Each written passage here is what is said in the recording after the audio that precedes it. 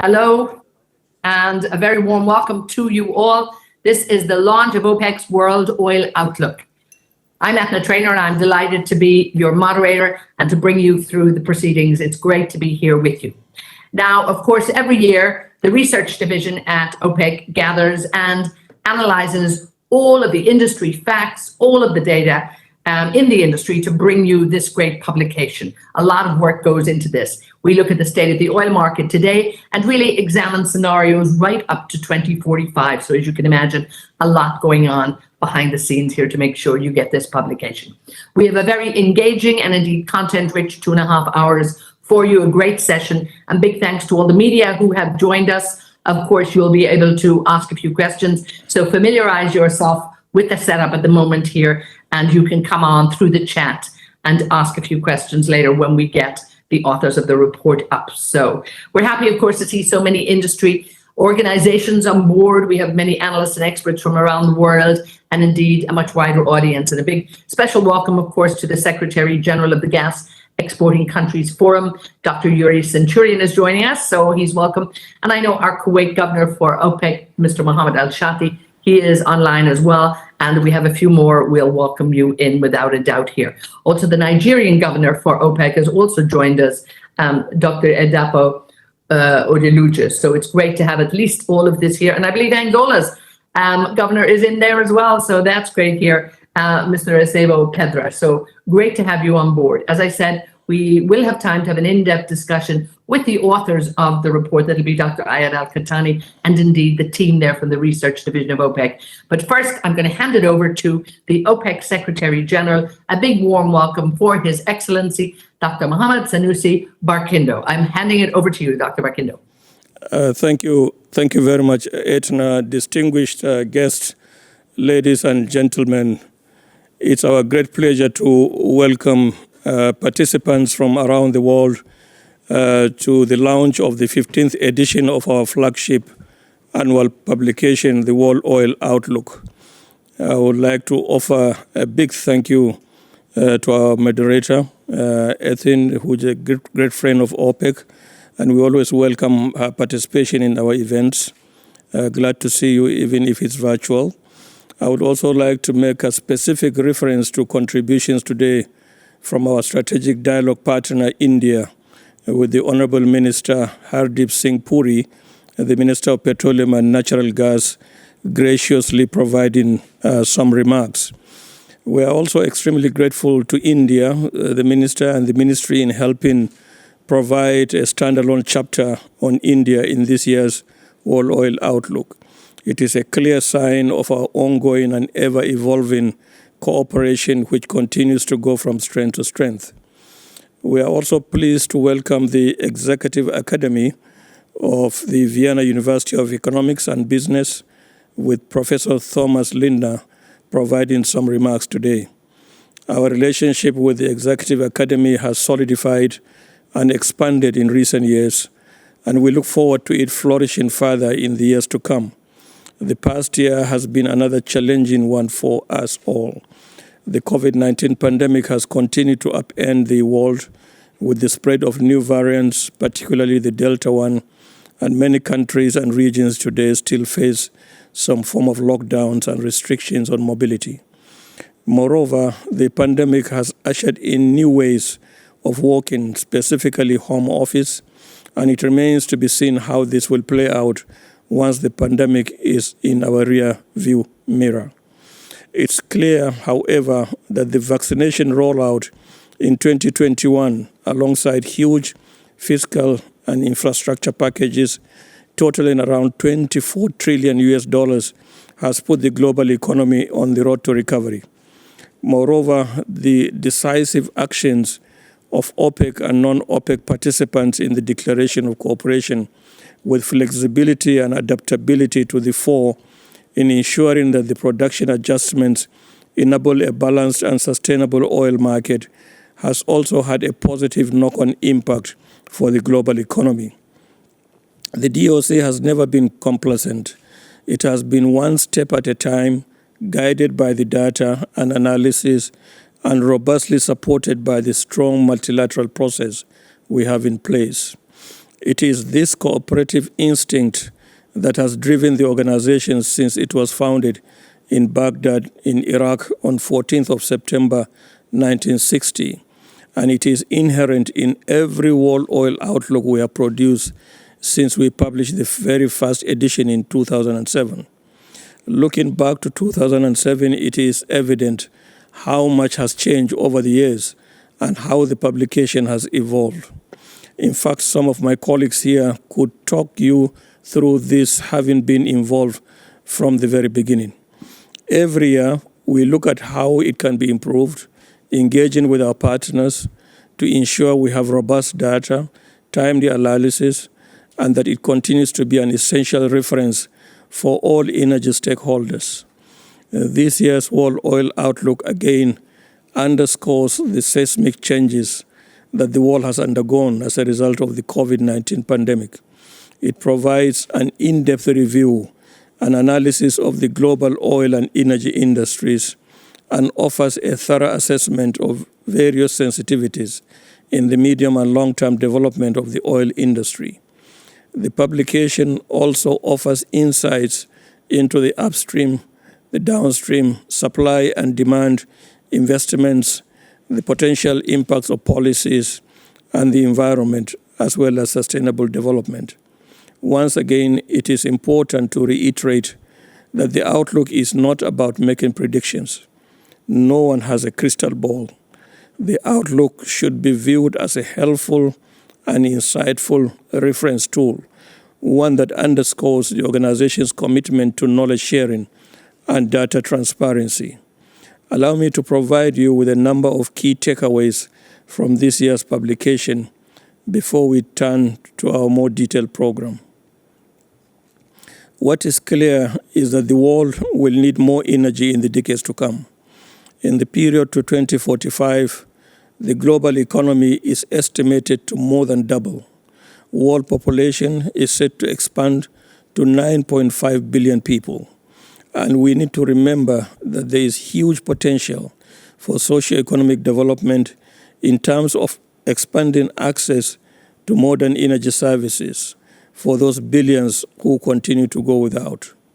We see global energy demand expanding by 28% by 2045. Energy will be needed to power more homes, more services, more businesses, more cars, more planes, more ships. I could go on and on and on. This will require the use of all forms of energy to support the post-pandemic recovery, the energy transition, and address long-term energy needs. We need to draw on the strength of all energy forms. From a regional perspective, we see a continuing energy demand growth trend toward the non-OECD, with its share expected to rise from 63% to 71% by 2045. In fact, the entire growth in energy demand is expected to come from the non-OECD.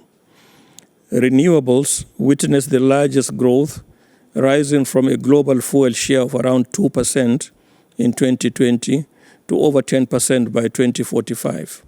It is important to note that OPEC member countries are making significant investment in renewables as they look to diversify their energy mix.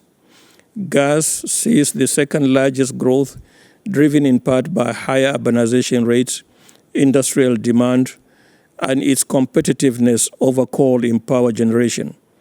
In fact, all energies are set to witness growth with the exception of coal. It is oil, however, that retains its number one position in the global energy mix. It is still expected to provide 28% of global energy needs by 2045.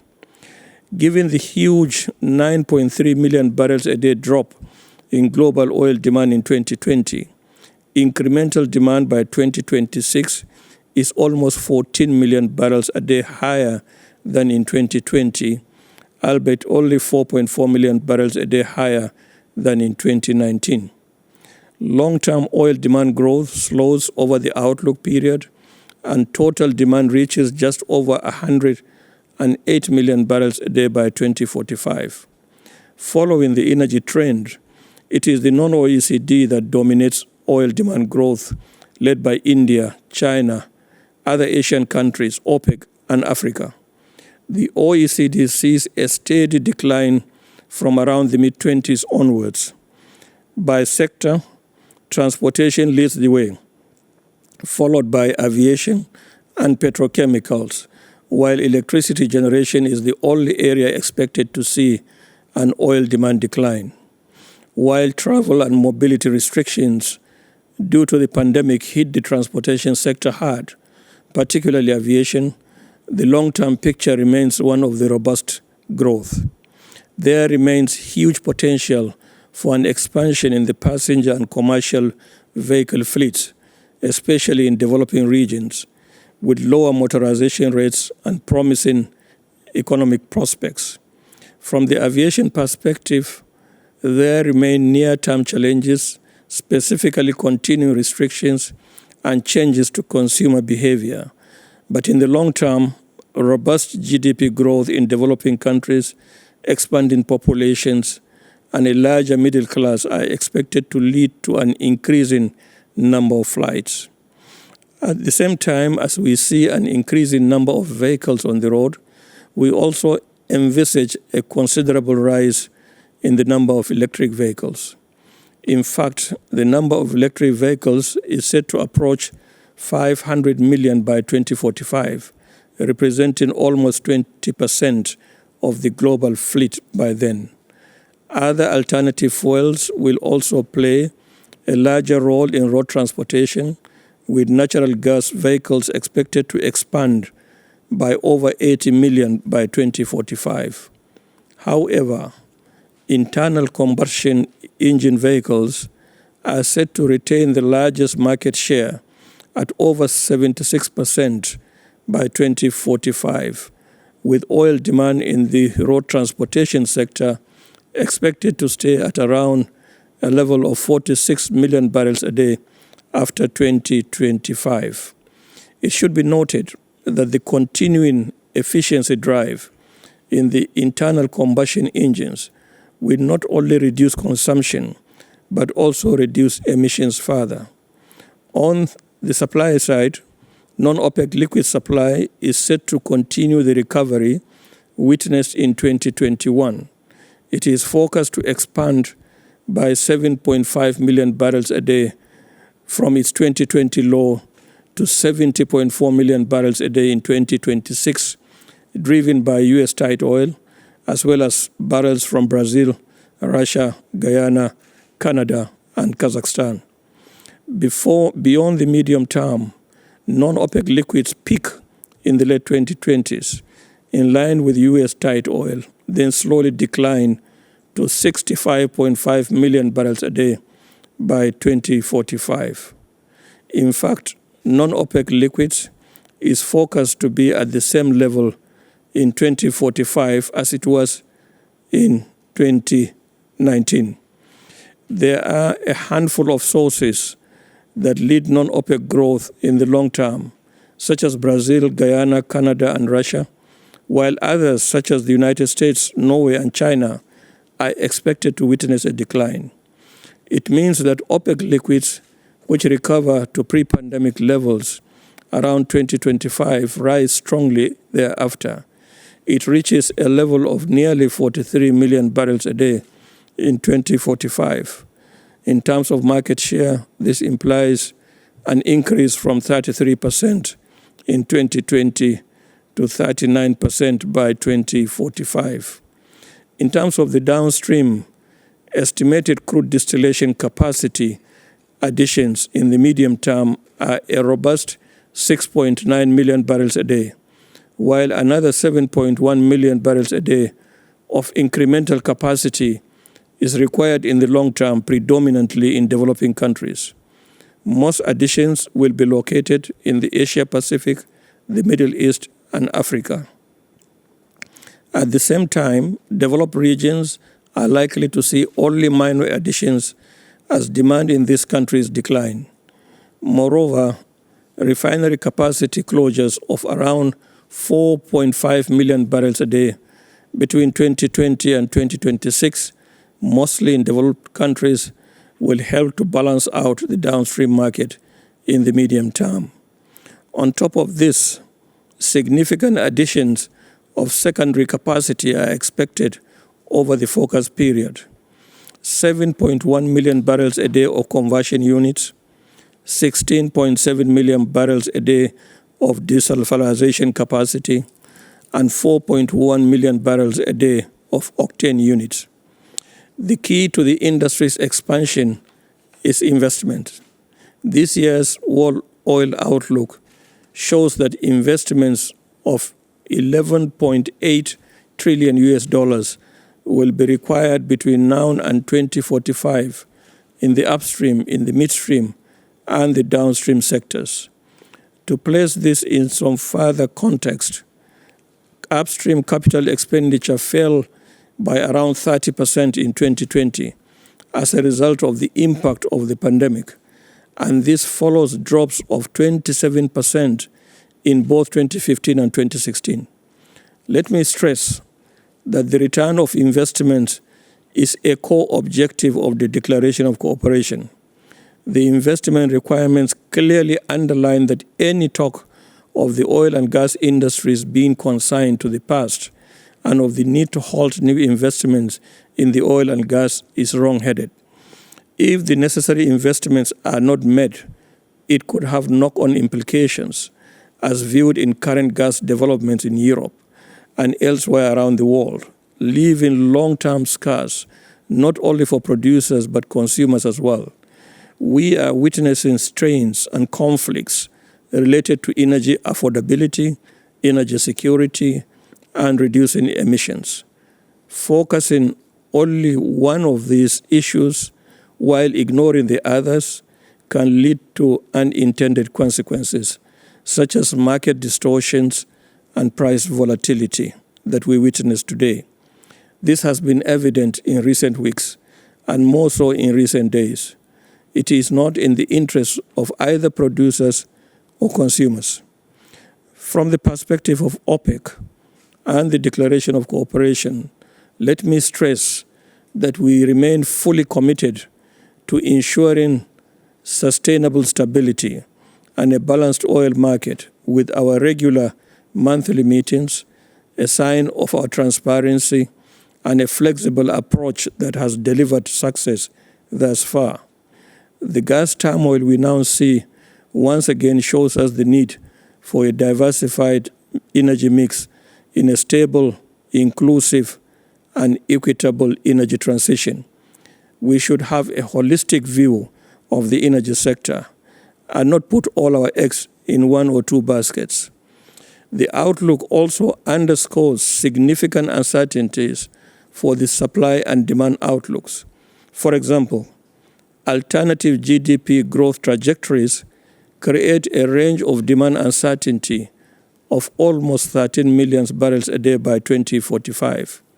Additional policy measures supporting faster fuel substitution and penetration of more efficient technology could push global oil demand below 100 million barrels a day by 2045. And on the supply side, risks are heavily skewed to the downside. As we all appreciate, the global future is also focused on shrinking global emissions, alleviating energy poverty, and finding a sustainable way forward that delivers for each and every person on this planet.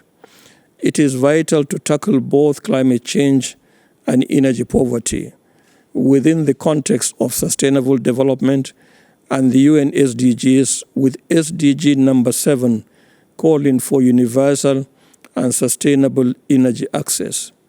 The energy transition should not be about picking one energy over another. It needs to be driven by science, industry facts, and hard data. As I mentioned earlier, this means embracing all energies and keeping our sights on both energy security and reducing emissions. OPEC and our member countries have been directly involved in the evolution of the United Nations Framework Convention on Climate Change, which birthed the Kyoto Protocol and the Paris Agreement, and fully support the multilateral approach to addressing climate change and the energy transition. The core principles of the UNFCCC, particularly equity, historical responsibility, and national circumstances, as well as common but differentiated responsibilities and respective capabilities, must be considered at all junctures moving forward. There is no doubt that the oil and gas industry can foster its resources and expertise and help unlock our carbon-free future through its role as a powerful innovator in developing cleaner and more efficient technological solutions to help reduce emissions. For example, carbon capture, utilization and sequestration technologies and others, as well as in the promotion of the circular carbon economy to improve overall environmental performance. We need to continually highlight the importance of environmentally and economically effective policies that are equitable and just, as well as fair and inclusive strategies that ensures no one is left behind in this transition. OPEC reaffirms its faith time and time again of the need for dialogue, cooperation, and mutual respect among all stakeholders. We need to talk to each other and not at each other. We need to work with each other and not against each other. The focus is on multilateralism as a means to discuss, reason, and lay a path for us all. The challenges our planet faces require solutions from every corner of society, developed as well as developing nations. No one can act alone. This collaborative and cooperative approach is key to the world oil outlook, evidently embraced by our partnership with India this year and in the availability of the publication as a book, an interactive version, and a smart app. We have an exciting program for you today, starting with a brief video highlighting the main findings of the World Oil Outlook. We will then hear from Honorable Minister Hardeep Singh Puri of India and Professor Thomas Lindner. Following this, we will have a panel discussion on the key findings with my colleagues, beginning with Dr. Aid Al-Kathani, our Director of Research, Dr. Abdurazak Ben Yusuf, Head of Energy Studies Department, Ms. Irene Otiobo, Senior Petroleum Industry Analyst, and Dr. Yan Ban, Senior Research Analyst, Energy Studies Department, and also a Q&A session with the media and event participants. I very much look forward to our discussions. I thank you all for your rapt attention. And Mr. Barkindo, thank you so much, but I don't want you to go away, so please stay with us because, as always, we would love you to unveil the report. I think if you do us the honor right now and to unveil the World Oil Outlook 2021. It's always my distinct honor and great pleasure, Etna, to undertake this ritual of unveiling the World Oil Outlook. Let me try how we can do it this year.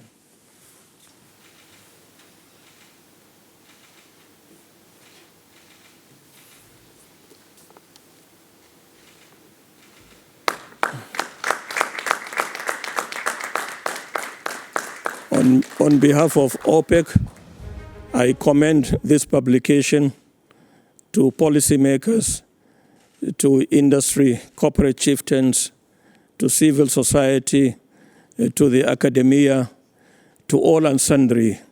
Please make the best use of this first outlook that is being rolled out in the year 2021 from the OPEC Secretariat in Vienna.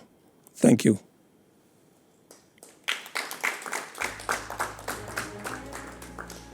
In 2021 has seen the rollout of a suite of COVID-19 vaccines, providing hope that the world can overcome the pandemic and its fallout. oil markets have stabilized, with demand now expected to reach pre-pandemic levels in 2022, and non-OPEC supply set to see relatively robust growth from next year. OPEC members and countries of the Declaration of Cooperation, after successfully helping return stability to markets and drawing down the stock overhang, in July 2021 decided to extend the framework of adjustments until the end of 2022 to help ensure continuing stability. After the recovery in 2022, global oil demand is expected to grow further to 104.4 million barrels per day by 2026. In the long term, oil demand continues to expand, but at a slower pace, reaching just over 108 million barrels per day in 2035 and remaining at this level until 2045. From 2022, non-OPEC supply recovery picks up pace, growing 7.5 million barrels per day in the medium term as US tight oil comes back and countries including Brazil, the Russian Federation, Guyana, Canada and Kazakhstan see production rise. Non-OPEC supply peaks around 2030, concurrently with a high point in US tight oil. In turn, OPEC liquids, after recovering to around 34 million barrels per day in the medium term, rise steadily to reach 43 million barrels per day in the long term. Estimated refining capacity additions in the medium term are robust at almost 7 million barrels per day, while another 7 million barrels per day of incremental capacity will be required in the long term, predominantly in developing countries. This will be partly offset by expected significant capacity closures in developed regions, where oil demand is set to decline. Cumulative upstream, midstream and downstream investment requirements in the long term are $11.8 trillion in the period until 2045. Providing this investment in a timely manner is essential for both producers and consumers. In the wider energy perspective, oil will remain the number one fuel in the energy mix until 2045, even though wind and solar energy will see by far the highest growth in this time frame. However, questions around evolving policies and technologies mean that the long-term energy outlook remains uncertain. What does remain certain is that the global population will expand and economies will grow. Coupled with ambitions to address energy poverty and provide energy access for all, this means that demand for energy will rise significantly. Now in its seventh decade, OPEC is steadfast in its commitment to ensuring secure and stable oil supplies, and working with stakeholders everywhere to support a sustainable and inclusive energy future.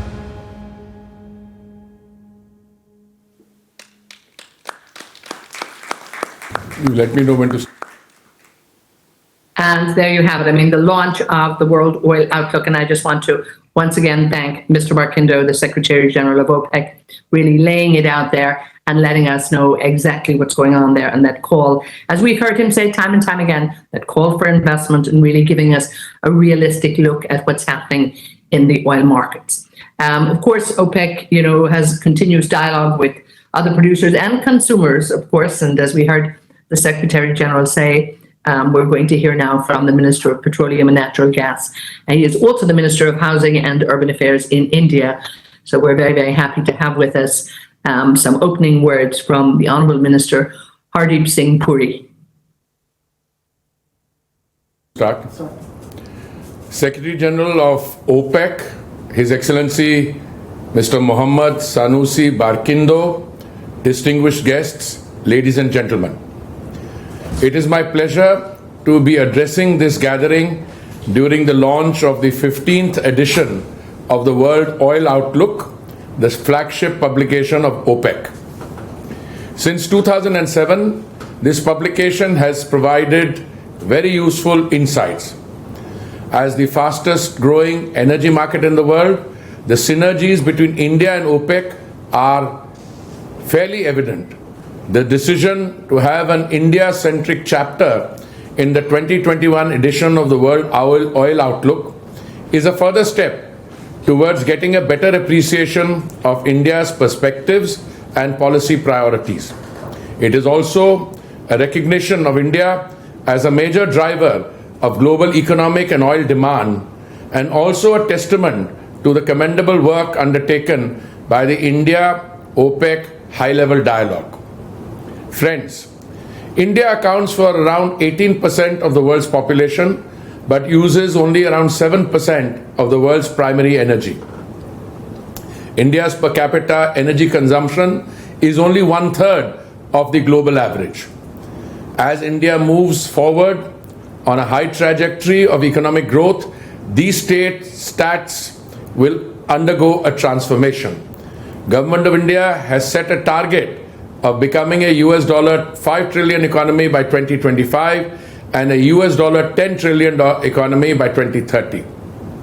Access to affordable and reliable energy is not only a key factor of industrial production and a catalyst for economic growth, but also a necessity for socio-economic transformation, poverty alleviation, and social mobility. Friends, India will continue to develop all possible energy sources while being fully cognizant of the sustainability dimensions of it. Going forward, India is committed towards clean energy and low carbon pathways. However, we strongly believe that the base load of energy demand will continue to be met by oil and gas in the coming years. In this context, the Honorable Prime Minister's roadmap for energy justice gains salience. The roadmap is underpinned by the 5 key themes of energy availability and accessibility to all, energy affordability to the poorest of the poor, energy efficiency, energy sustainability, and energy security. We are cognizant of India's commitments towards a cleaner, greener, and more inclusive future for India, and we are taking a number of steps to achieve it. The Pradhan Mantri Ujjwala Yojana PMUY, which provides LPG connections to poor women, has been an unmitigated success and has been one of the biggest achievements towards women empowerment in independent India. As a result, our LPG coverage has increased from 62% since 2016 to 99.8% currently. We are accelerating our efforts to move towards a gas-based economy and moving rapidly towards cleaner use of fossil fuels. Friends, India is a major consumer and importer of crude oil and remains engaged with key global stakeholders such as OPEC. OPEC countries as a group are the largest source of imports of hydrocarbons for India. During the last fiscal year 2020-21, India imported 71% crude oil, 58% LPG and 32% LNG and 45% petroleum products requirements from them. India believes OPEC has a major role in shaping oil prices and availability. It is our view that OPEC should work towards responsible pricing, which is in the interest of both consumer and producer countries. Last week, crude oil prices inched upwards to a 7-week high. The cost of crude oil prices has considerable impact on the pace of energy transition pathways, and if the prices remain so high as they are, the process of energy transition may not be orderly. It is in the collective global interest that energy transition should be orderly. India, with a huge energy market, has a vital interest in this regard, and we look forward to OPEC's leadership in ensuring this. Friends, the ground is fertile for our increased cooperation, and I look forward to working with you to achieve even stronger India and OPEC relations. Thank you very much. Namaskar. And thank you. Yes. Thanks indeed there to the Minister of Petroleum and Natural Gas and Housing from India there, Hardeep Singh Puri. And welcome, of course, to everybody who is with us. Welcome on board all of our journalists as well. And do take time we will have time for questions after our discussion. But before we get to this discussion, and the Secretary General had mentioned earlier, the great work that OPEC has been doing with WEU Executive Academy in Vienna. And from WEU, I'd like to welcome now Thomas Lindner is joining us now. So I'm going to hand it over to Professor Thomas Lindner. Thank you very much, Edna. Honourable Secretary General, Excellencies, dear governors and representatives of OPEC member countries, dear experts, dear panelists, dear audience. My name is Thomas Lindner. I'm a professor of international business at WEU Vienna. and I send the best regards from our academic director, Professor Jonas Puck, who leads the Energy MBA program at WU Executive Academy. I must say it's quite an honor for me to represent WU Executive Academy today, and of course also for the WU Executive Academy to sponsor the launch of this year's World Oil Outlook. WU is the largest business school in Central Europe with more than 25,000 students in business and economics, and of course, summer school and other activities around the world. We're working on a beautiful campus in Vienna 2nd District, and of course, I invite all of you honestly to come and visit us. It is at least from my eyes, one of the most impressive university campuses in the world. Please, at any time, feel free to reach out to me or to Professor Puck for inquiries. We are very happy to have such a positive relationship with our neighbors and the international institutions in Vienna, particularly, of course, Opec. For several years, Opec has been and continues to be an important partner for our activities in both research and teaching. Approximately 15 years ago, WU founded the Executive Academy to combine all activities in the area of executive education under one roof. Almost directly after foundation, we also started our discussion about the development of an energy management MBA program with Opec and other stakeholders in the energy industry, and started the first cohort of this program back in 2009. Now, more than 10 years later, we have around 200 graduates from the program, many of them working in relevant international positions, and some of them potentially also with us today. An MBA is, of course, all about knowledge and understanding. And in a situation as today with the COVID pandemic, a volatile oil price, as we've just heard, dynamic market and changes in supply, knowledge, understanding, and perspectives towards the future are becoming even more important. The changing environment of the oil and gas world, the urgent need to develop more efficient and sustainable solutions in the world of energy, showcase that the industry is in transition. Managing this transition is exactly what we are focusing on in our Energy MBA. We intend to provide the foundations of management in general, as well as energy-specific elements to develop the leaders we need in this situation. The report that is being unveiled today will be a great resource to support us in this endeavor. And that's why sponsoring this event is such a great match for us. And this is also why we have signed a memorandum of understanding with Opec to further intensify our already quite strong relationship. I'm sure that today's presentation of the World Oil Outlook will be very helpful to practitioners as well as governmental decision makers and scientists.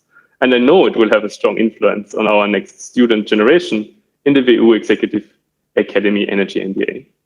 I'm looking forward to seeing our long-standing partnership with Opec continue to grow, and I thank you very much for the opportunity to sponsor this event. Back to you, Edna. Thank you so much, Professor Thomas. Great to have you here. And of course, we'll all be looking forward to come and visit you if we can all get back to Vienna. And I am convinced in the future, of course, we will come back and we'll have a meeting, I know, once again at some point in person. So, Professor, thank you so much. And we'll keep, let's hope things calm down around the world and we can all get back to traveling. And of course, get back to OPEC and get back to see all of you in Vienna. It's absolutely important that we do. Now, also, I want to welcome Engineer Mohammed Hamel. He is online with us. We're delighted with him being here. Of course, he's Algeria's governor for OPEC. So, Mr. Hamel, it's great that you are here with us. And now we come to the very in-depth side, as the Secretary General was talking very much there, science, facts, and data. That's what's been going on in the research division at OPEC, and that's what always goes on, and our great team is here. Let me introduce them to you. We have, joining us for this discussion, we have, of course, the director from the research division, Dr. Ayed Al-Khatani will join us, so give us a little wave, he's there, and we'll come to you in a minute.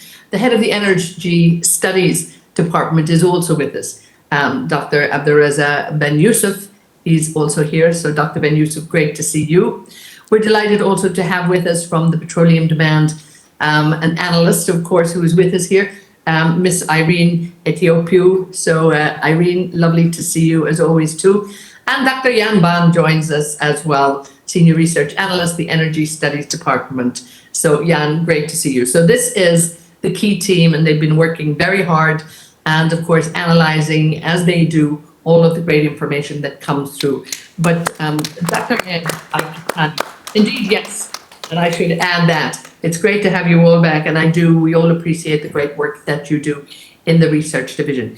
Dr. Al-Qahtani, if I can start with you, and you do this work every year. And what I'm just wondering, when we look at the world oil outlook this year and compare it perhaps to the one that you did last year, what would you say is different? What do you want to really highlight this year? Well, thank you. First of all, it's not me doing it. It's the team. It's the larger family of the Secretariat. But maybe first I would like to emphasize that the World Oil Outlook, the WOO in short, remains to be one of the most prominent flagship publications here at the OPEC Secretariat.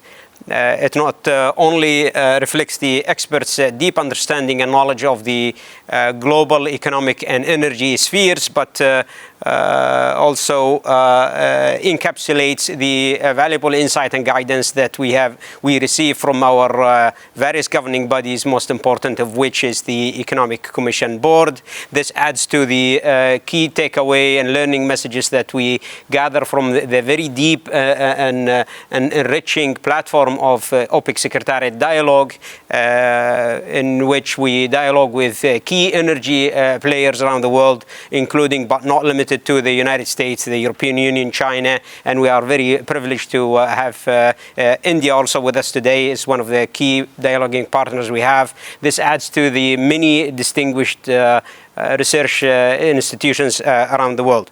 The WOO continues to serve as the most valuable tool at at any executive's desk in the sphere of global energy markets, as mentioned by His Excellency the Secretary General earlier today. It continues to be predictive, rather descriptive and explorative in nature. That is a prominent advantage when you compare it to other deductive, rather limited outlooks, which sets a target and then devises the policies of how to get there.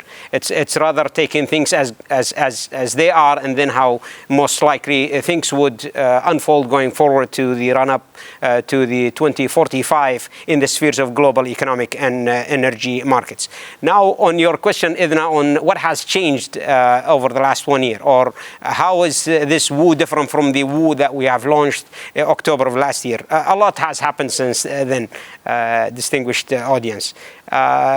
Towards the end of last year, we were heading into the second wave of the COVID pandemic. Since then, we've went through a few waves. Now we are emerging out of the fourth with north of 30% full vaccination worldwide. We have witnessed very generous stimulus packages unfolding. We tallied north of $24 trillion in the major economies, US, Europe, Japan, China, and so on and so forth. We have registered many policy tightenings since the last WOO. Technology continues to accelerate and develop and getting deployed worldwide. Looking into the overall numbers, I think His Excellency shared a tremendous wealth of knowledge when it comes to what has changed numerically in the major levers. But I would take away that given the stimulus package packages that I mentioned, we expect the global economy to increase by at least $10 trillion. This is on top of what we were seeing or what we saw last year, reaching north of $270 trillion by 2045. That is due to the significant pickup in economic activities that we expect in the short to medium term that will propagate into the longer term. Due to the policy tightening, as I mentioned, and the accelerated technology deployment, we expect the world to generate more dollar value with less energy. We expect the total energy demand again, WOO last year to this year is a different, around 10 million barrels of oil equivalent per day less. most of this reduction in energy demand will be in the coal, as many countries crack down on the coal, and we will get to the energy transition in a minute during the discussion with my colleagues in the panel here.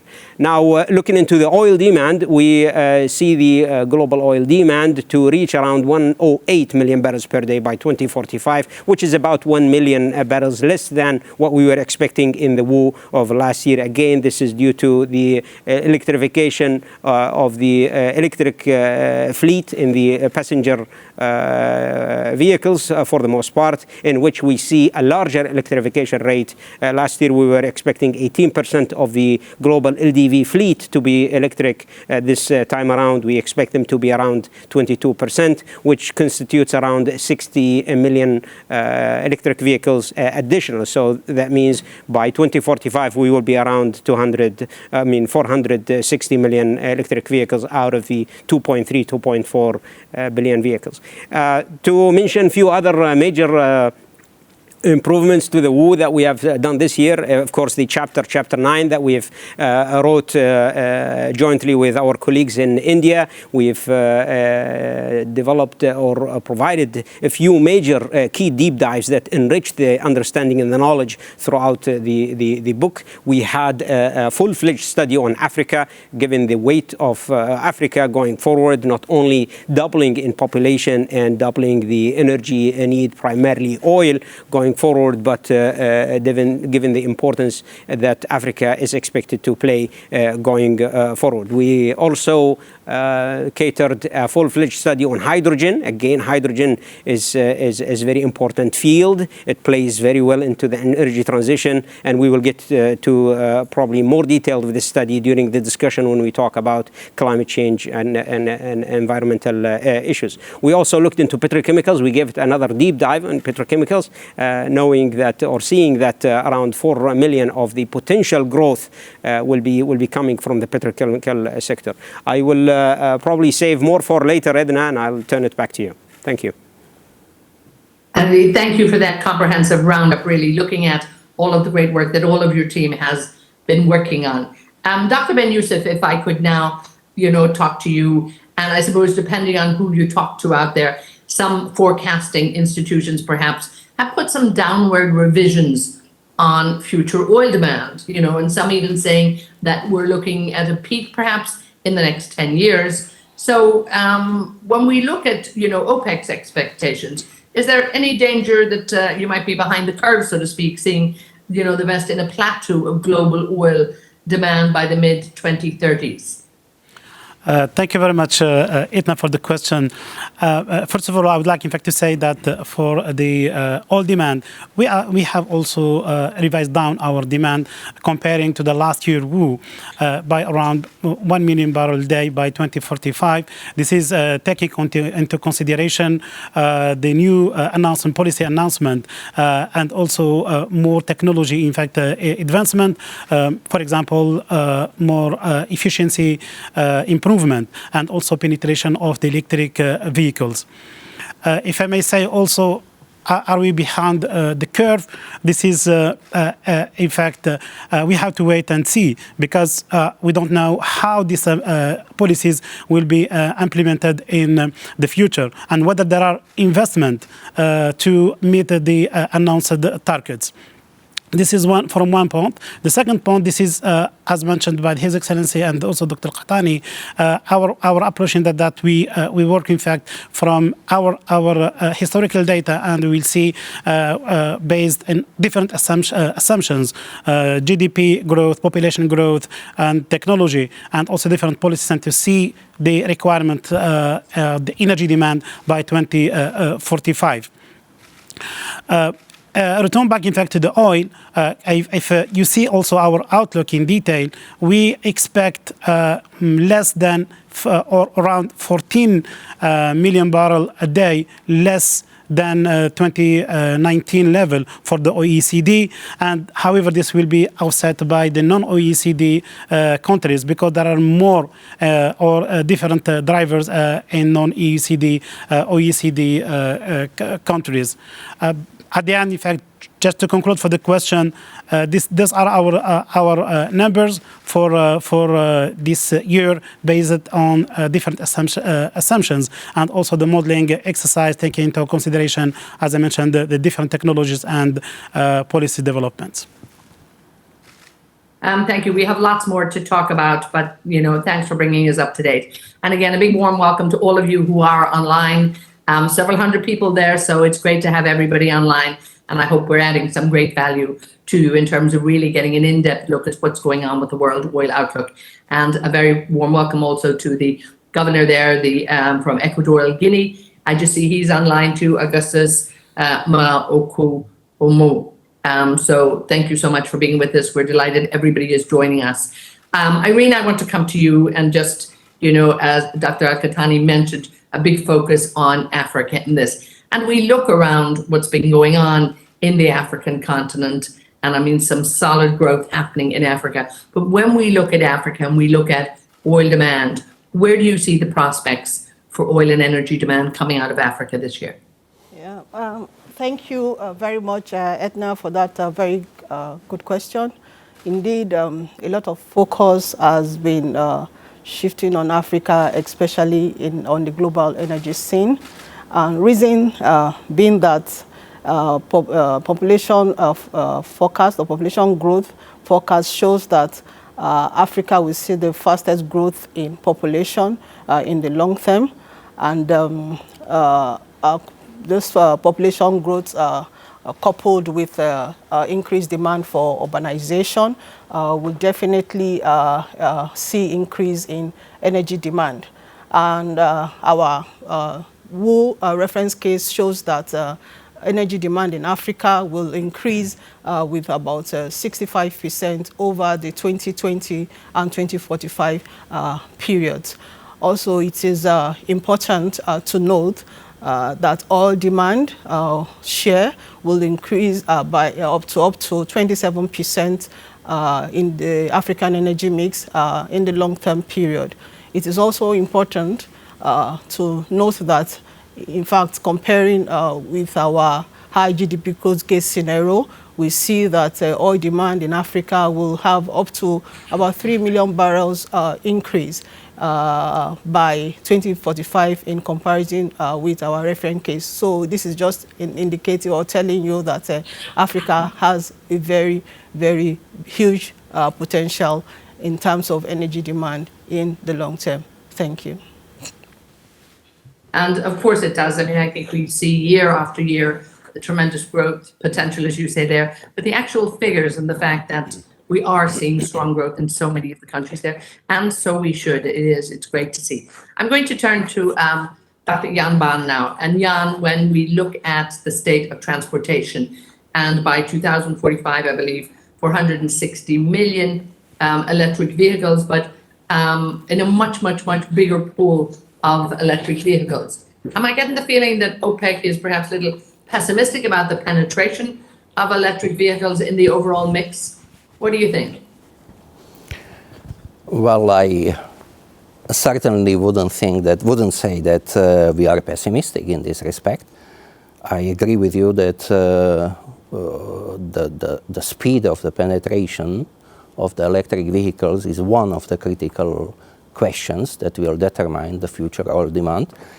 But we need to realize, first, I would remind us, that despite all this hype and talk in the media about the electric vehicles, currently we still have only just around 10 million of vehicles on the roads, out of more than 1 billion of the cars that we have on the roads right now.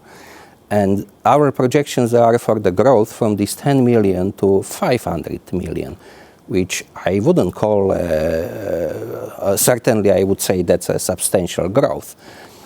But at the same time, I agree with you that there are some projections out there which are much more optimistic, and basically how far we would go or we should go depends also very much on the overall policy setup that you accept or you build into the projections.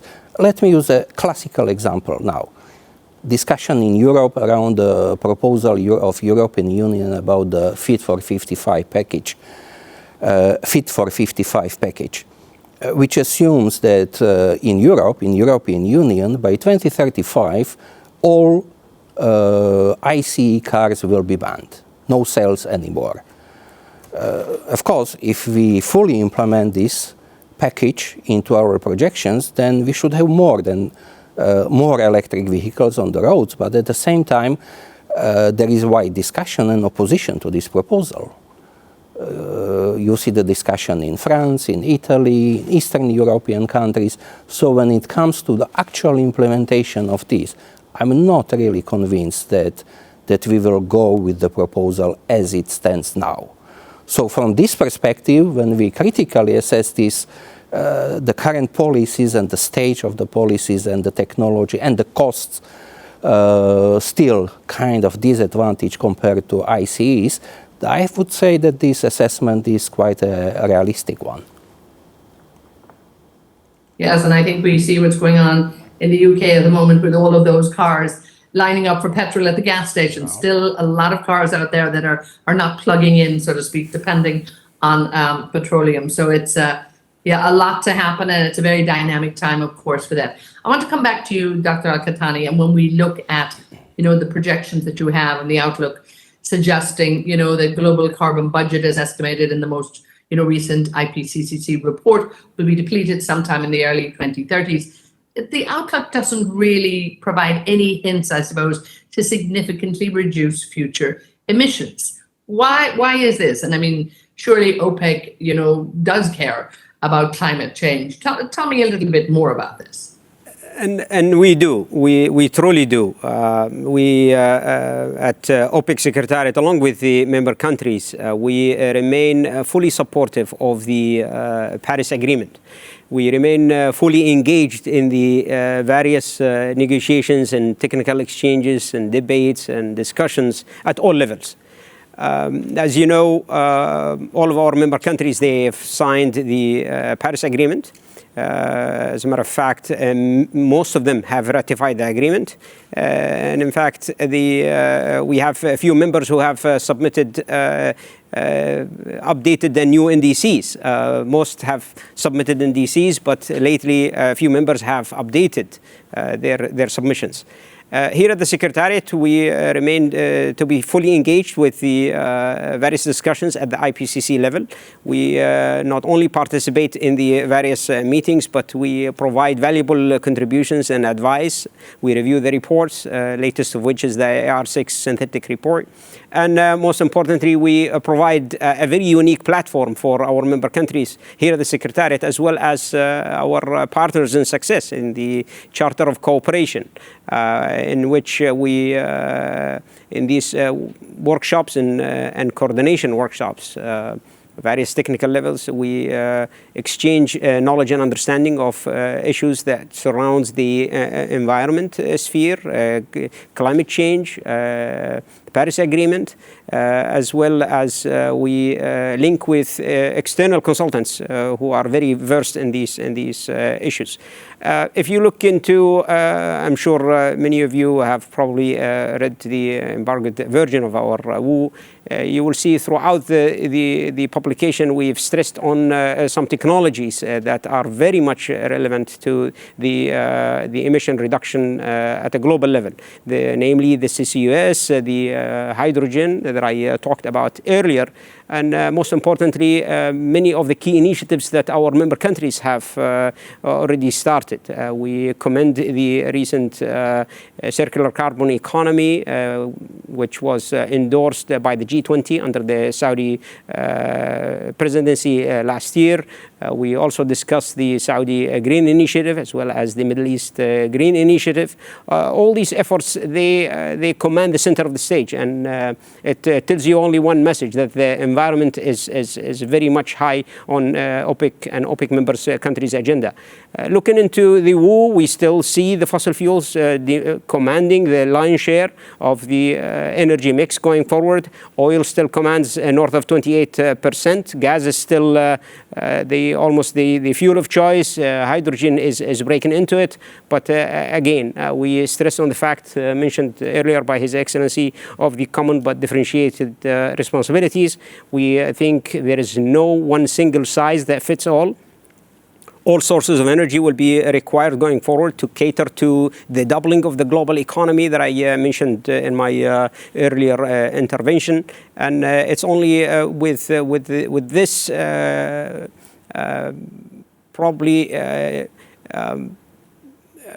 platform that harnesses all sources of energy in a more responsible manner, in which the energy transition is secured, considering the special circumstances of the various countries. Again, it's a common but differentiated responsibilities. The national circumstances and the natural resource endowment of the various countries needs to be addressed.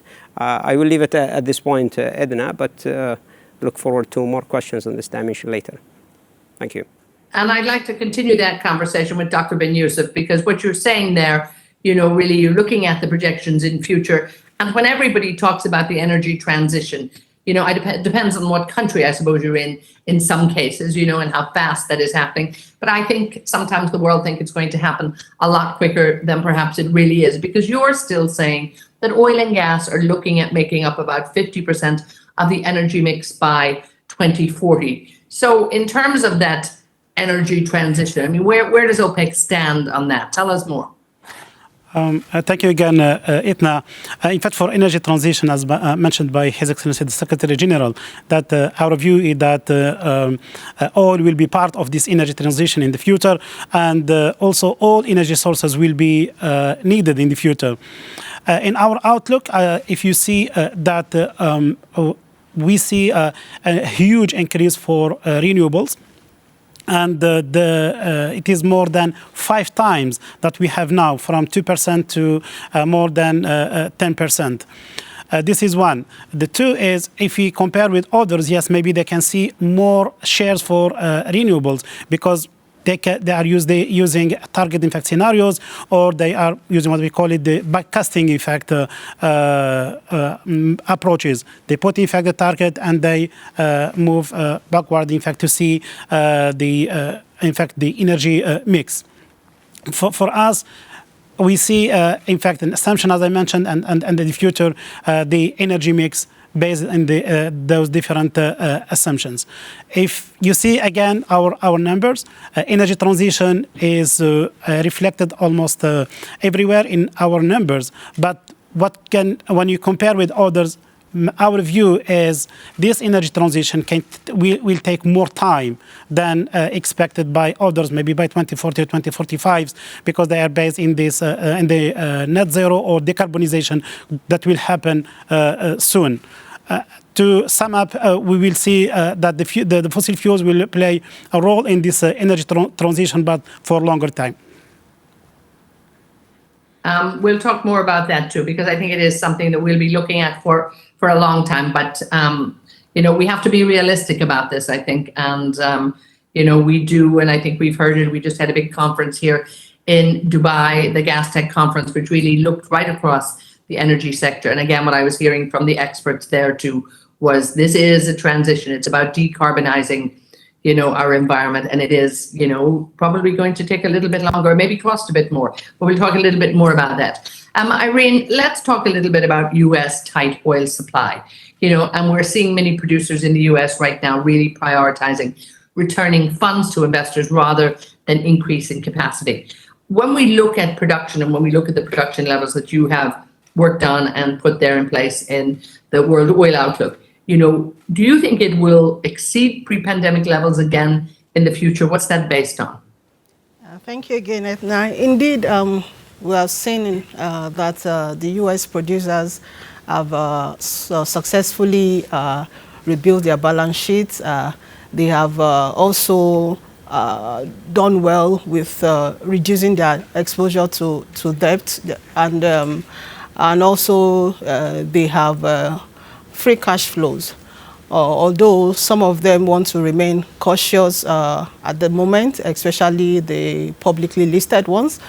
However, if market conditions remain supportive, backed up with a very strong demand recovery, our assumptions is that the U.S. producers will start again to increase capacity, as well as give return on investment to their investors. I mean, this is also evident in some indicators we see already happening, like we see increase in frac counts, we see increase in rig count, and also company statements that back or support, like I would say, our assumptions. I mean, we are hoping that there will be increase in capacity due to some of these reasons that I have mentioned. Now, I have a question here, actually. I have a question from the floor for Jan, actually, if I may. And it is from our good friend,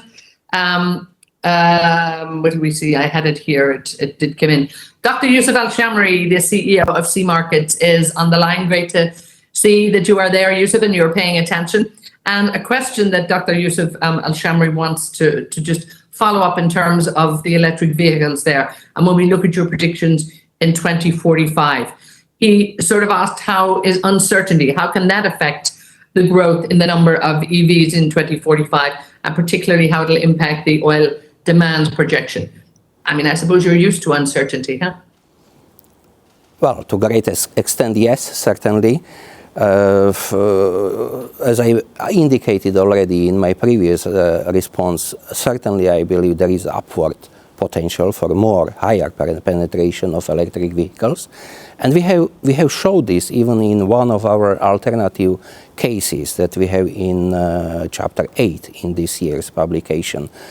And there is a so-called APT case, which is where we assume accelerated technology and policy. And in one of, or especially in this case, we also assume that electric vehicles will penetrate faster based on the certain policy targets that I have indicated. For example, this case specifically assumes that the Fit for 55 in Europe would be fully implemented. And we have also made a similar, or based on the stated policy targets in other regions, like for example in China, in the US as well, we try to reflect this in the higher penetration, and in this case we reached the range of more than 600 million of electric vehicles, with the implications on the road transport of more than 3 million barrels per day of downward revision. Of course, I need to point out here that this wouldn't be purely related to the higher penetration of electric vehicles, but part of this will also be achieved by better efficiency improvements in the ICE cars. Because if you go with the tightening of policies, of course, it goes hand in hand, penetration of electric vehicles with the more efficient vehicles. So the effect on the oil demand in this case would be a little bit more than 3 million barrels per day of further downward revision from the reference case. Let's look at the petrochemical industry as well. So Jan, I'm going to stay with you on this. Aren't you maybe a bit optimistic there in terms of the growth in the petrochemical sector, and putting that in assumptions around plastic recycling as well? This is a question that we very often get whenever there is a discussion about the petrochemical sector.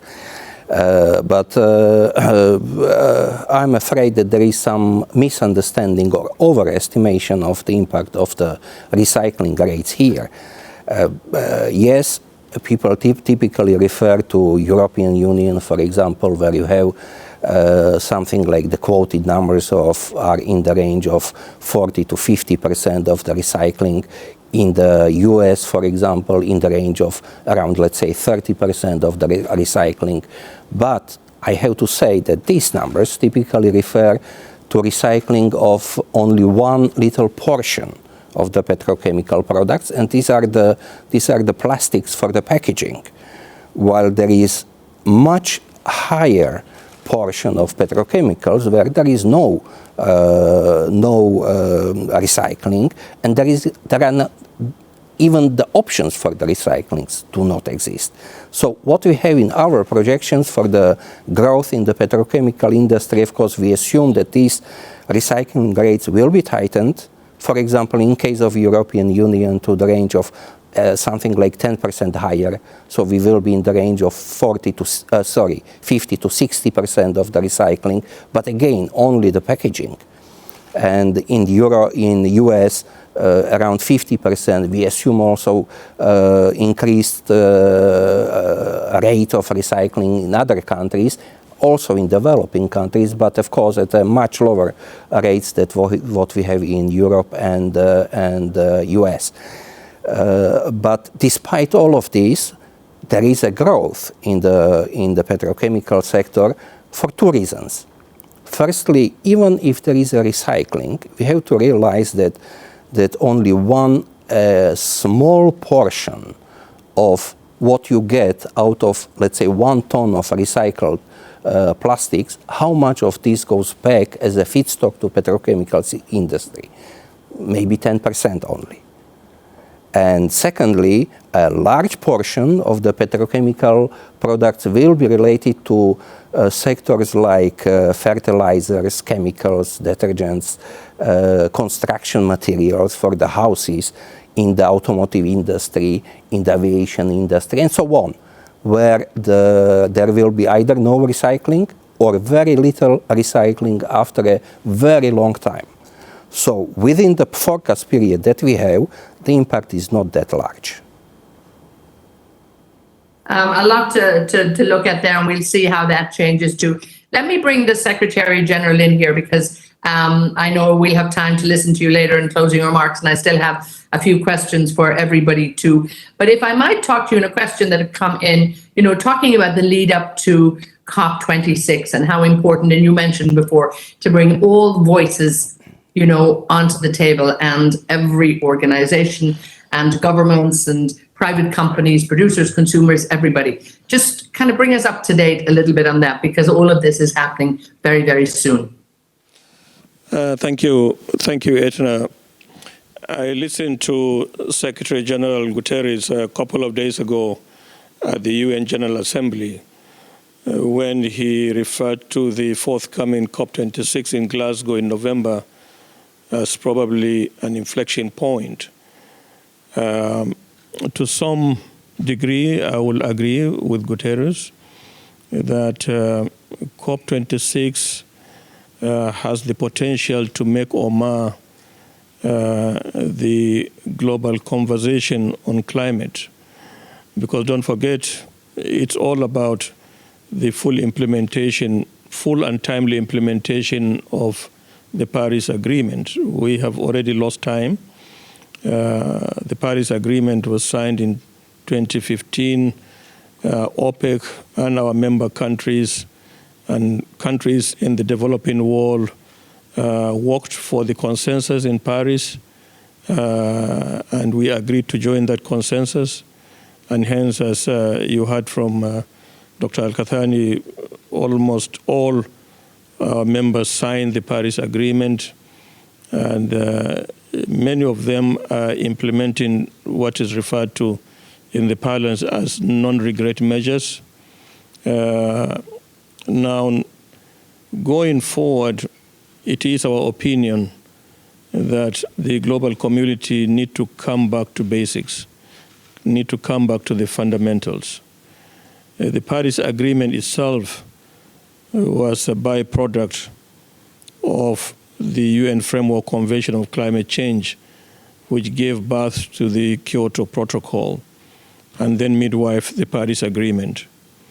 The IPCC that we all keep making reference to is supposed to be the authoritative scientific body to guide the UNFCCC and the climate talks.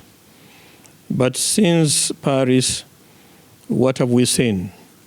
we have seen, regrettably, the world drifting away from these fundamentals, from the convention itself, from the provisions of the Paris Agreement, and more extraneous factors and issues are being introduced into the convention.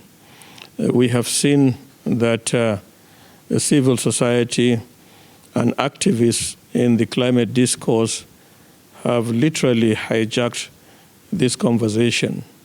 And as I said severally in Gastech in Dubai recently and other fora, there is no doubt in our mind that the current conversation in the run-up to COP26 is not driven by the science. It's not driven by the industry facts, nor by the hard data that we talked about. Unfortunately, emotions are overtaken us and seem to be dictating the pace of events. Now, it is our humble opinion that the world needs to pause at this stage before we plunge into COP26. We need to pause, we need to take stock from where we came from Paris, where did we deviate, and we should come back to the mainstream. We should focus on the provisions of the convention that gave birth to Paris. And we should focus on the full, timely implementation in an inclusive and comprehensive manner for all parties. What the risk that we stand now is that the divide between the developed country parties and the the developing country parties is getting wider and wider and wider. And we all know, and the IPCC in their various reports, 6 so far, that they have released, that climate cannot be addressed, the impact of climate change cannot be addressed from any national or regional perspective. It's a global challenge. It's a challenge that has arisen as a result of historic emissions of greenhouse gases, and therefore the entire world needs to be on the same page. And that's why the UN negotiated the Framework Convention. It remains the Bible of this discourse, and it has produced the Paris Agreement, which there is a global consensus that unfortunately is now standing the risk of being frittering away. We have heard from colleagues on the panel that climate and energy poverty are 2 sides of the same coin. The world seems to be focusing on climate in an emotional manner. There's no discussion going on the other side of the coin, energy poverty. If you listen to the discussions at the General Assembly in New York, you hardly hear about this issue. But the IEA, Opec, and other agencies keep reminding us of the stark reality of this pandemic. I have told people time without number that the 2.6 billion people that have no access to clean cooking fuels around the world, nearly 900 million come from sub-Saharan Africa. And what do they use? They go into deforestation and try to make ends meet, because energy is a must. For electricity, we have learned, and it's there in the WHO as well, our researchers have told us that at the moment, almost 800 million people, and this thanks to our partner India. India has done a great job in addressing this issue within its boundaries. And hence we have seen the number has come down from nearly 1 billion people who have no access to electricity to now about 800 million, all thanks to India. But out of this 800 million, Etna, about 600 million people who have no access to electricity are in my own part of the world, in sub-Saharan Africa. Now, should we sentence these folks to energy poverty in an abject manner in perpetuity? No, because the UN itself, the world has spoken with one voice on this issue. The UN has passed its Sustainable Development Goals, and it has resolved in Sustainable Development Goal number 7 that for these folks who are facing this abject poverty of energy, it is their right, not a privilege, to have access to affordable modern energy sources. This is the SDG 7 that the whole world has subscribed to. Therefore, going into COP26, we urge all parties, we urge all stakeholders to please pause for a moment. Where are we heading to? Can we afford to fail again in COP26? I think the current and future generations will not forgive us. God forbid. Thank you. No, and you're so right there, and I know you've talked very passionately about this in the past too, but the eradication of energy poverty, I mean, changes, people's life and life opportunities and really helps grow an economy. So it's not just about, electricity and fuel, and that it changes the world. And yes, as you say, we owe this to all of those people. I'll come back to some of the more specifics on the report, but a lot of people, of course, were talking about COP26, so I wanted to bring you in there. Dr. Al-Khattani, if I can bring you in on this, and I know when we talk about oil price, anytime at OPEC, we tend to come back to the market and oil price. But since you're not the Secretary General, then I am going to ask you specifically what kind of oil price assumptions underpin the outlook at the moment, if you could maybe narrow it down a little bit. We always get asked about the price, but unfortunately, we don't state an opinion on the price because we take it as is. Markets decide the prices, Edna, and I think most of the technical crowd here, they know it's where supply meets demand, and we just look into the technical fundamentals of it. The supply curve, the long-run marginal supply curve of the various sources, not only oil, but everything else under the sun that relates to the energy sphere. In our modeling, we leave it to the models to determine prices endogenously. We intentionally do not publish prices. This is to avoid misleading the masses. The audience is very important to us, and therefore having an impartial as well as very objective take on how we see things going forward. We refrain intentionally for a very good reason, professional reason, to stay out of prices, because we don't want people to mistake them for a projection.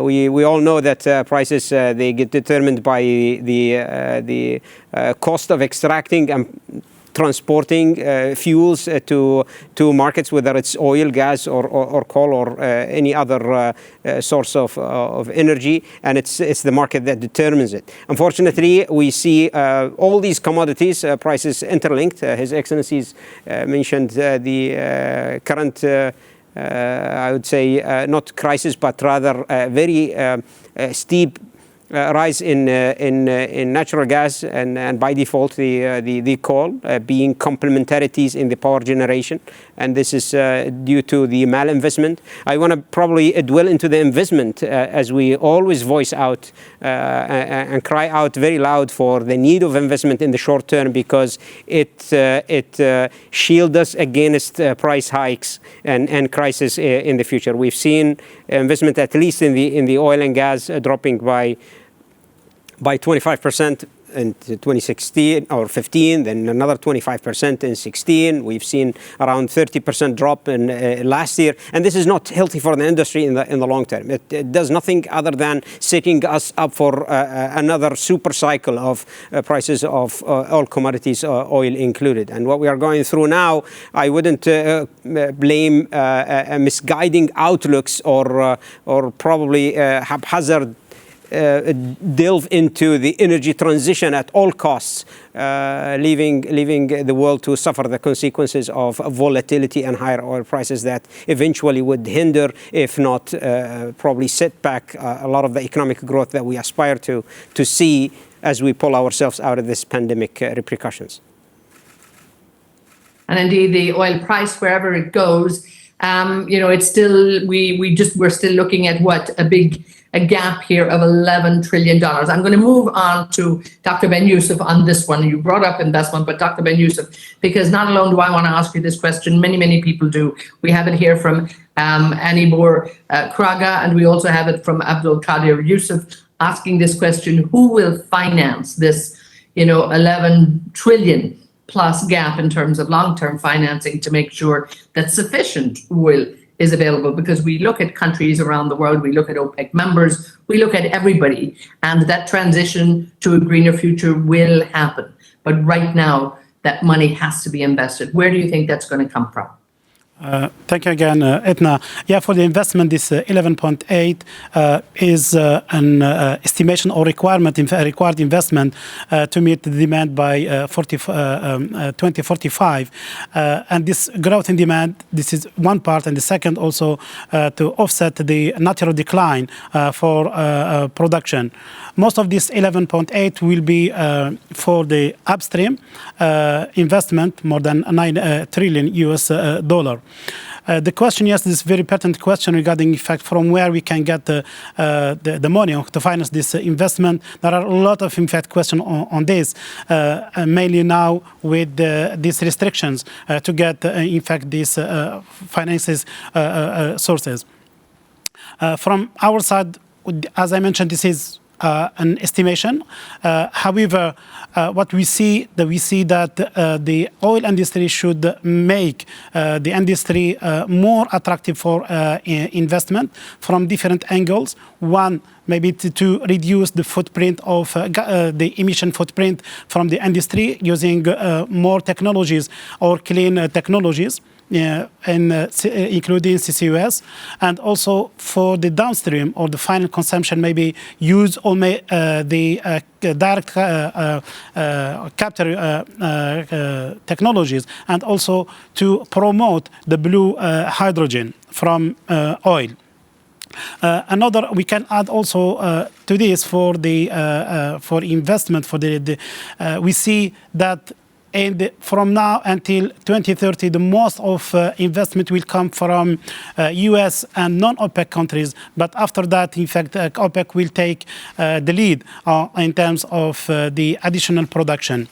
To sum up this, technology will help a lot, and also regulation to make this the industry, oil industry, more attractive for investors. Now, thank you so much. I know we're running very tight on time. Irene, if I could quickly just ask you, maybe uncertainties when we look at forecasting trends. What are the tough ones out there, the challenges? But if you can quickly give me short answers on this. Okay, thank you. Now, we have looked at uncertainties and the implications on demand and supply. On the demand side, we see economic development that could lead to downsides in demand of close to about plus or minus 6 million barrels of oil per day. Also, we see that we can have potential downsides in demand due to accelerated policies and technology, like Dr. Akatani and Dr. Abdulrazak said earlier. And this can lead to demand downside of up to below 100 million barrels of oil per day. Our largest uncertainty will be the extent at which major consumer countries move towards net zero targets. And also for the supply side, we see that shortfall in investment. We see that policy decisions, project delays can lead to potential or significant downsides in non-OPEC supply of about 6 million barrels of oil per day. However, if market conditions remain supportive, we are looking at an increase in supply of over 4 million barrels of oil per day in the long term. Thank you. A lot of variables that are happening there. And Dr. Jan, if I could quickly talk to you, because we haven't mentioned refineries. We look at the situation in the UK at the moment where, we have queues looking for, petroleum products. So refineries, even though there appears to be overcapacity, you're still optimistic that there needs to be more refineries. Just very quickly, if you could bring us up to speed on that one. Thank you. Our projections are for the incremental crude distillation capacity at the global level within the forecast period of around 14 million barrels per day. And maybe it sounds contradicting to the fact that we have the overcapacity right now in the market, but I think the answer to this why we will need this additional capacity is when you look at the graph showing the regional distribution of this. We have seen it in the presentation of the Secretary General that this additional or incremental capacity will come mainly in Asia, Pacific, of course led by China, India, and other countries of the region, then followed by Africa, Middle East, some additions in Latin America, and these are all regions where we will have incremental oil demand, and that's why also there will be a need to build the incremental capacity in these regions close to the markets where this will be consumed. In contrary to these regions, then of course part of large portion, actually I would say almost or around 10 million of barrels per day will be offset by expected closures, which will take place mainly in Europe, in the US, of course in OECD Asia as well. Most of these will be in Europe. US also will be affected, except I need to say for the very complex refineries in the US Gulf region, which looks like they will be able to compete in the future on the product market as well. Thank you. And we're taking the liberty of taking just a few more minutes of your time there. And before I hand back to the Secretary General, if I could come back to Dr. Al-Qahtani, just very briefly, as Director of the Research Division of OPEC, a lot of uncertainties in the world today. This has been a great, publication in terms of what you put in place here, the work that your team has done on this. But it must have been a bit tougher for you all, given all of the uncertainties. And I think the dynamics and the fast pace of what's been happening now, things look very different in the future. What do you think? It is a crystal ball that us at the OPEC Secretariat are no exception to this, Edna. Everybody in the business of projection and forecasting, they have to maybe bear this burden, which is looking into the various signals and trying to anticipate what's the next big thing that could rock the landscape of the global macroeconomic and energy markets and throw us off balance for a while. Nobody saw the pandemic 19 coming. You would call them black swans, gray swans, whatever color you want to choose, but there are a lot of these game changers that we can only test against, providing envelopes of uncertainties. We intentionally refrained from the use of the word scenario, because the scenario word in the proper way of conducting scenario planning may not be a fair probably description of what we did. We did uncertainty around maybe shocks to a parameter or two here or there, trying to map out an envelope around our main projection going forward. But again, anything can happen between now and 2040. We have seen the COVID-19 proven to be a structural shift to the demand and to everything that we've known pre-pandemic. We can only look into the major levers, economy, policy, technology, and map out certain zones of uncertainties around these major levers. But predicting pandemics or wars or natural disasters is something that goes beyond anybody's in the business of projection or forecasting. Yes, indeed. It'll keep you very busy for the year ahead. Dr. Ayad Al-Khattani, thank you so much. And huge thanks and congratulations to your team for getting such a great body of work together. I just want to thank Dr. Ben Youssef, also Irene, and of course, Dr. Jan Baan. So thank you all to the team for being with us. Again, to all of you, thank you so much. But before we close off, I want to hand back to His Excellency, the Secretary General. So Mr. Barkindo, if I can ask you to give us a few closing words as we wrap up this launch of the World Oil Outlook 2021. Thank you very much, Etna, for this great job. It's been a great privilege to welcome all our friends, our colleagues, and our special guests around the world to this special occasion of the launch of the 2021 edition of our Oil Outlook. I very much hope that everyone here has benefited from the thoughts, insights, analysis from my colleagues and our guest speakers, as well as from the ensuing Q&A that Etna creditably moderated. The World Oil Outlook, our flagship annual publication, gives us the opportunity to review the shifts in the oil and energy landscape over the past year and analyze how this will impact the medium and long-term futures. It is truly an indispensable tool for all energy stakeholders, particularly in a period of great upheaval due to the COVID-19 pandemic. This outlook offers continuity in a time of disruption and stability in a time of uncertainty.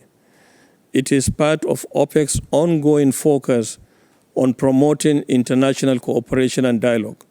This is front and center of everything OPEC stands for and the actions that we take. This is true in the historic Declaration of Cooperation and Charter of Cooperation, and it will be key to our evolving energy future. We need to bring both producers and consumers together in the energy transition. We need to embrace and engage all energy industry stakeholders to try and evolve an equitable transition in the least disruptive manner. Given the great importance of energy to our everyday lives, it is something we have to get right. In closing, I would like to offer some thanks. Firstly, I would like to thank the panelists and all those involved in researching, writing, editing, producing, and distributing the 2021 World Oil Outlook. Many of these colleagues are online. Some are in their offices joining us. There are too many to mention, but at least you have seen their heads, from the Director of Research, Dr. Al-Khattani, to Head of Energy Studies Department, Dr. Ben Youssef, Abu Zakaria, to my sister here, as well as Dr. Jan Baan. But there are many others who have devoted a lot of time, like Irene, and who are in their offices at the moment. Some are teleworking from home. I am really very proud of all of you. You have done extremely well, and I would like to commend you and call upon you to continue to keep this flag flying. Thank you all to all our member countries, our ministers, our governors, our national representatives for their tireless support.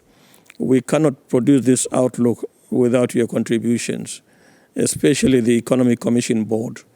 I would again like to extend a special thank you to Minister Hardeep Singh Puri of India for his earlier encouraging remarks. We truly value India as a key strategic dialogue partner, and we are honored to have a chapter dedicated to India in this year's Outlook. And thank you to Prof. Thomas Linder from the Executive Academy of the Vienna University of Economics and Business for his insightful contribution. We are grateful for your sponsorship and support, and we look forward to continuing our close working relationship.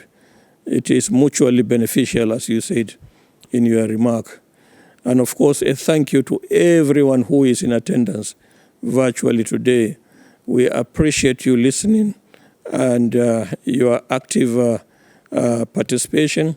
We hope you will continue with this debate to discuss and offer further constructive critique of what we have served up today in the weeks and months to come.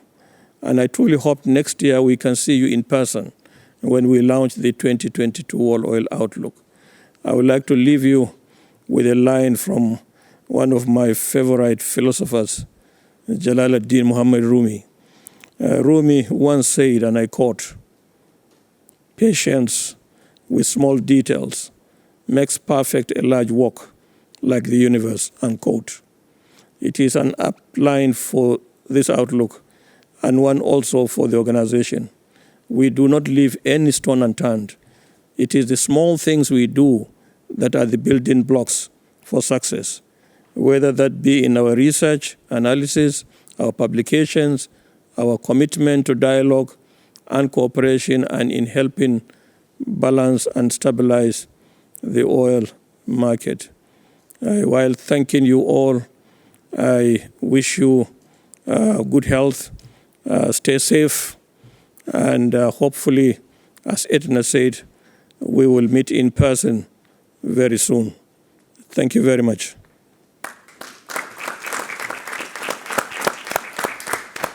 And Secretary General, of course, thank you so much, as always. Thank you, for your very passionate words, your great commitment, and indeed all the great action that we see coming from OPEC and the great work from all of the publications there. And of course, for everybody, all of those publications and past publications are available on the website. You have them on the apps. There's so much there. So I really, really hope that today's launch today with the World Oil Outlook has really added some great value and given you some perspective in terms of what's going on, particularly at OPEC as they analyze the global market. But of course, we're looking at, as he said, science, facts, data. And that's what all of this is based on. And that is what we've seen, the great work there. So be sure and take your time to read over it. It's a very, very intensive and comprehensive publication. So make sure you take the time to do it. The annual statistical bulletin is another great publication, of course, that OPEC has put together, and we will deliver that this week as well for you. So on Thursday, the 30th at 1400 CET, so Central European Time, Vienna time, 1400, we will be back here live, and we will present the annual statistical bulletin. So from all of us here at OPEC, from everybody at the Secretary General's office, from all of the team in the research division, all of our technical team, everybody who put this together, it's been a joy for me to be here with you. So I want to thank you all, to all our dear audience, for being with us. And once again, to the great team that presented this, Secretary General and your great staff in Vienna. Thank you all so much, and we'll keep in touch and we'll see you soon.